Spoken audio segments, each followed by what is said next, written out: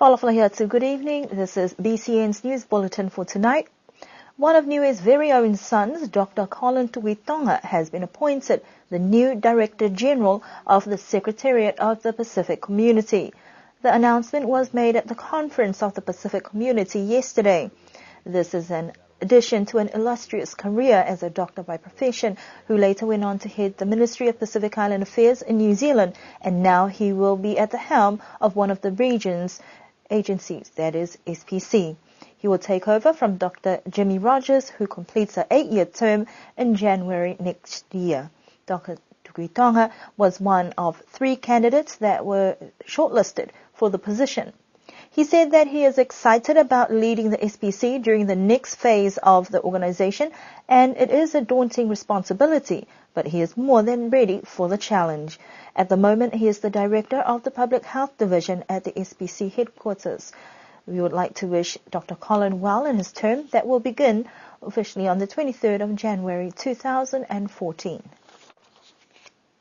Human rights discussions have started this week in a 3-day consultation coordinated by the Community Affairs Department and the Pacific Island Forum Secretariat. The European Union-funded project focuses on 10 island countries, and Niue is the 4th to conduct an overview of human rights and what that will mean for Niue. A similar human rights consultation was held back in 2006, but that was more focused on language, culture and religion. There have also been a number of consultations for individual conventions like CEDAW and CRC, but this particular consultation is looking to incorporate all the different conventions Niue is party to and get a wider perspective from a range of stakeholders. Human Rights Advisor for the Forum Secretariat, Filippo Masurua, says that human rights is about everyone and importantly should be reflected in the representation during consultations. Human rights is really about everyone. It's for everyone, and it's more or less asking governments to remain committed to the obligations that they have actually made for their people. And I guess the reason why we've had a good turnout and a wider range of stakeholders is because people feel that they have something to contribute to the promotion and the protection of human rights in Niue. And I guess more importantly because they feel that it's their duty as well.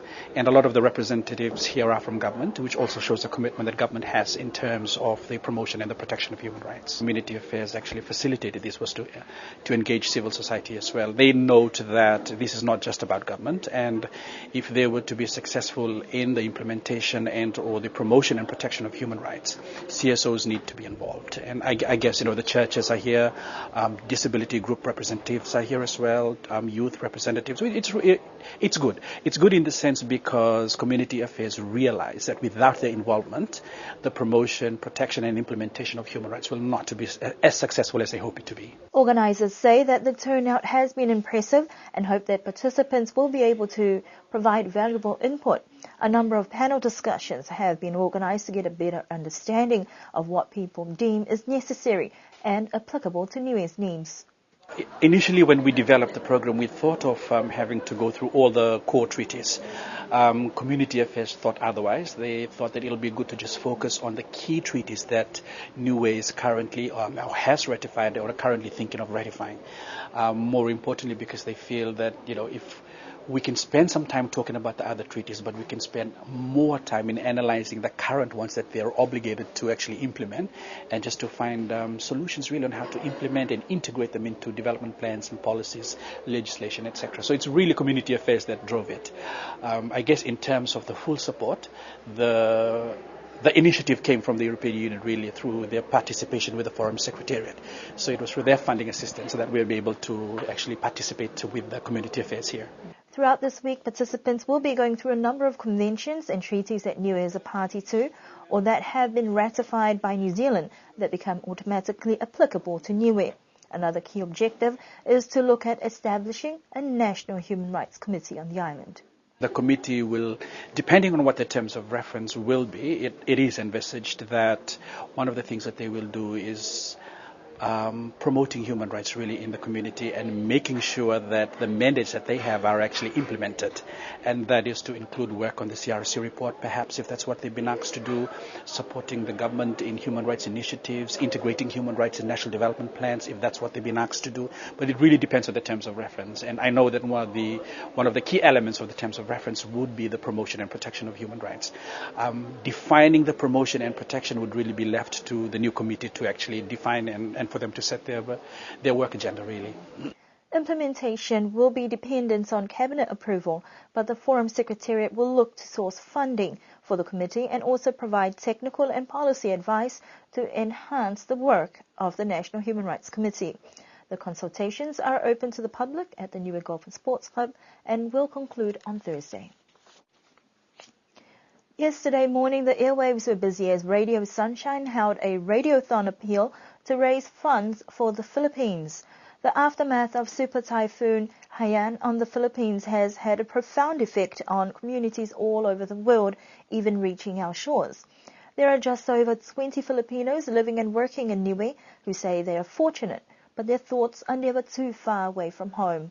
The Radioathon appeal, initiated by the Broadcasting Corporation towards those affected by the disaster, generated a great amount of support, with about $3,650 pledged by the end of the show.